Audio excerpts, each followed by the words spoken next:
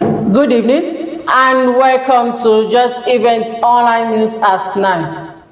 I am Rashidat Morano. The news headline. Reps move to curb kidnapping, banditry through private intelligence. Governor's plan overhaul of agricultural education to drive food security. KWASU holds second annual law lecture in honor of Professor Yusuf Olaolu Obasanjo pledged support to Bauchi to woo investors. Unions ask federal government, state to improve teachers' welfare. Entrepreneurship BOI unveils 25 billion naira loan scheme for corps member. NiMet partners Morocco to improve weather forecasting. Strike. ASUU fought federal government last-minute appeal as too late.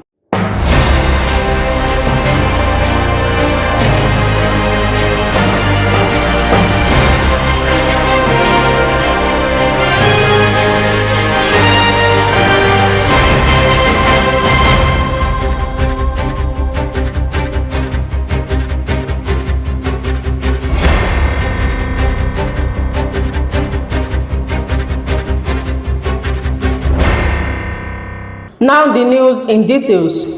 The House of Representatives on Wednesday deliberated on a new bill aimed at certain criminal activities in the country, particularly kidnapping and banditry. This followed the public hearing on the Private Intelligence and Investigation Council Bill 2024, a proposed legislation targets at reforming private security initiatives across the country.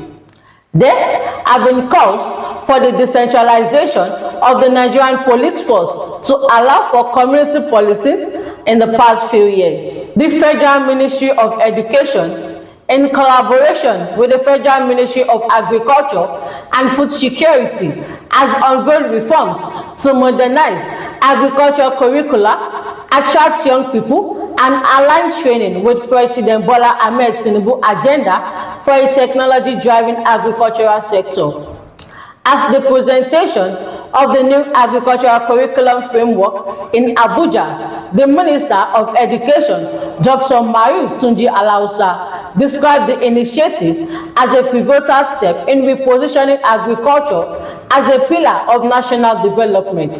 In a press statement issued by the Director, Press and Public Relations, Ministry of Education, Boriowo Folashade, the minister expressed concern over the president's decline in enrollment into agricultural degree programs in the nation's tertiary institution, despite the government's heavy investment in the sector. The Kwara State University, Malete, hosted the second annual law lecture in honor of Professor Yusuf Olaolu the first Korean of Ilorin Emirates. The event, organized by the Faculty of Law, focused on the theme, decolonizing legal brief towards effective implementation of the local context law for the benefit of Nigerian lawyers. The lecture, held at the Atlantic Event Center of Garage Road, Ilorin, brought together prominent legal minds, scholars, and policymakers to explore strategies for strengthening Nigerian legal practice and promoting indigenous content in legal processes. In his welcome address, the Dean, Faculty of Law, Professor YDU Ambali, expressed gratitude to Almighty Allah for the successful hosting of the second edition of the annual lecture.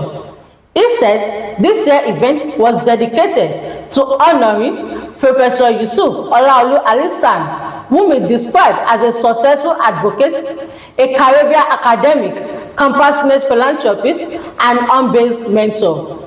He acknowledged Professor Ali's invaluable contributions to the development of the Faculty of Law and his instrumental role in securing the accreditation of his academic programs as KWASU. Speaking to journalists at the event, the guest speaker, Professor Shidi Odin Kalu, Professor of Practice and International Human Rights Law at the Future School of Law and Diplomacy, TUF University, USA, and former chairman of the National Human Rights Commission, emphasized the importance of grounding legal education in historical context. He noted that law students must be taught about the country's colonial past to better understand its lasting impact on governance and justice. And what we need, in my view, and as I try to make clear in the lecture, is a mix of several things.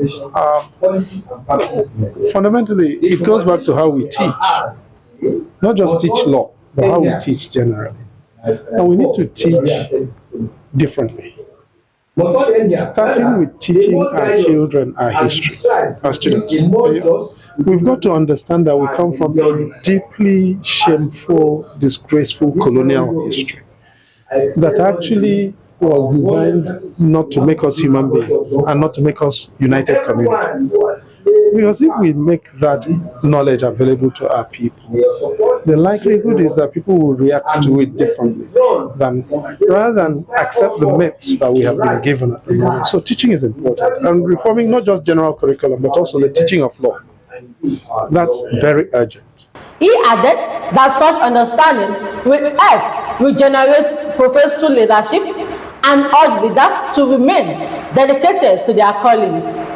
What that has meant is that although colonialism has ended, we are still mentally and ideationally dependent on the colonial rule in too many ways. If we can address that, it will give us an opportunity over time to regenerate leadership.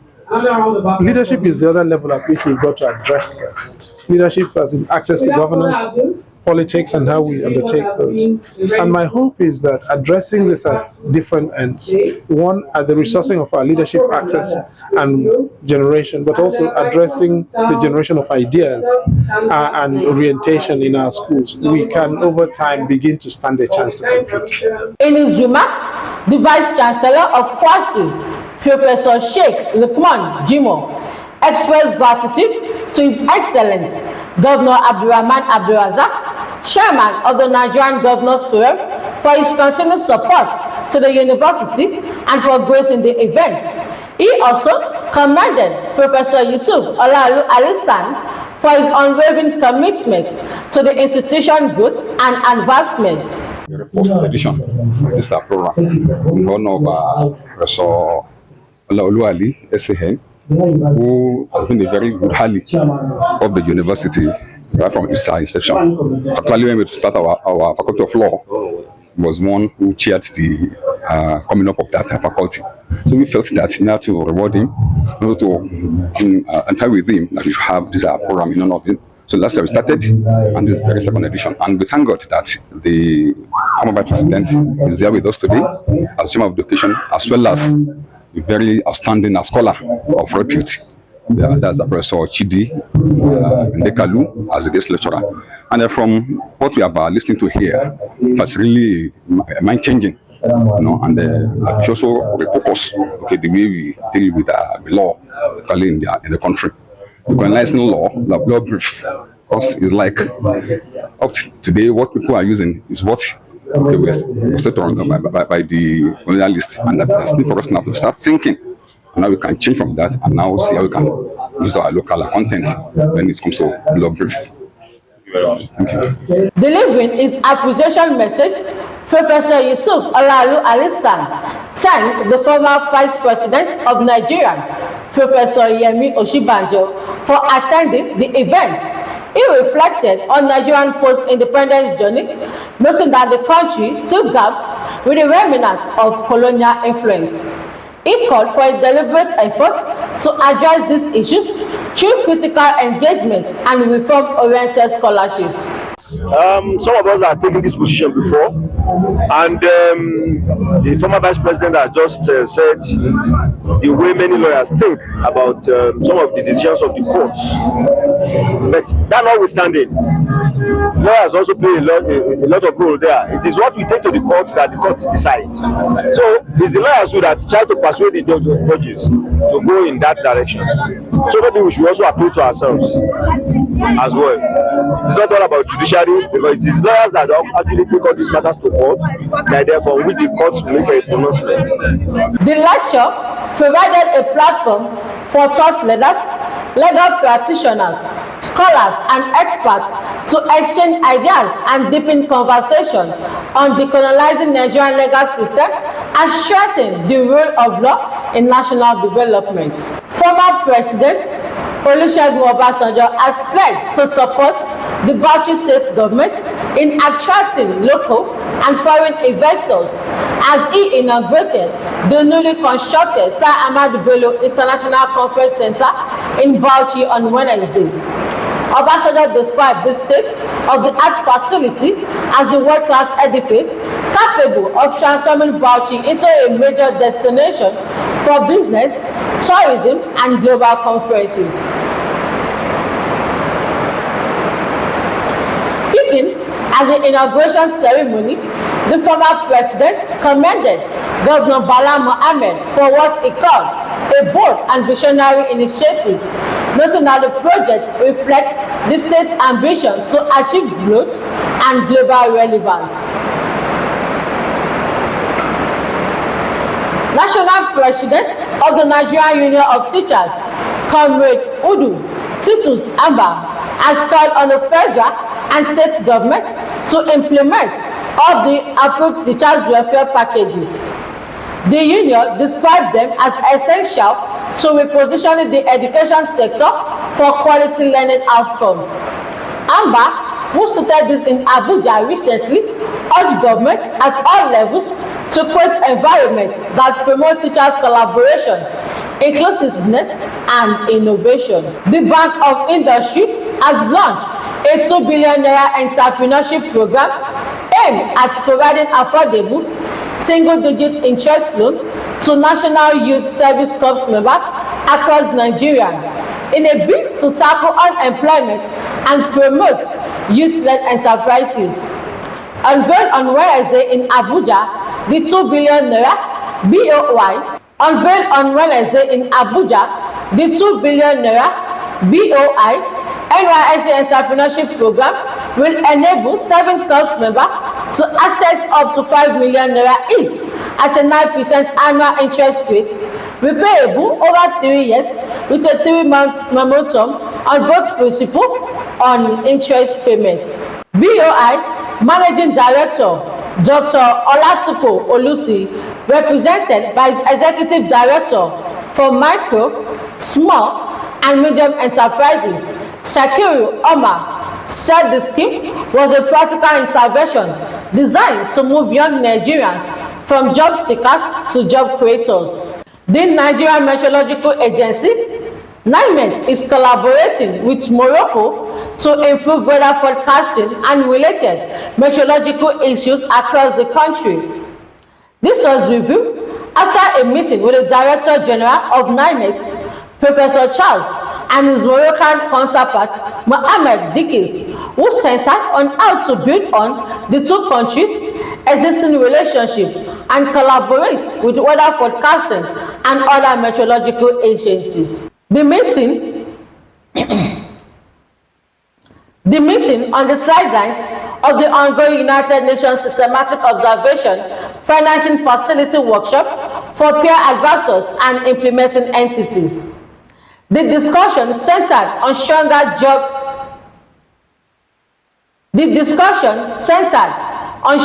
joint collaboration in support of AI-based weather forecasting and early warning for all. The Academic Staff Union of Universities has faulted the federal government's last-minute appeal for the union to suspend its proposed warning strike, saying the intervention came a little bit late.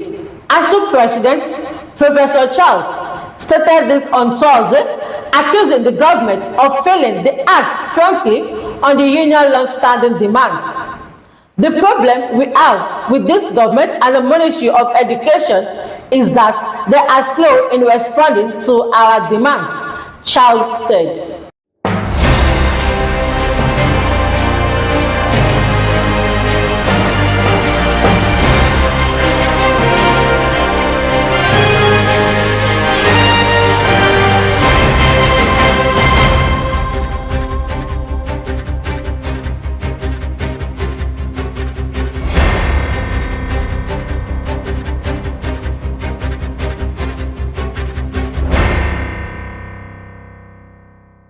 And that is all on Just Event Online News at 9. Here is a recap of the news headlines. Reps move to curb kidnapping, banditry through private intelligence.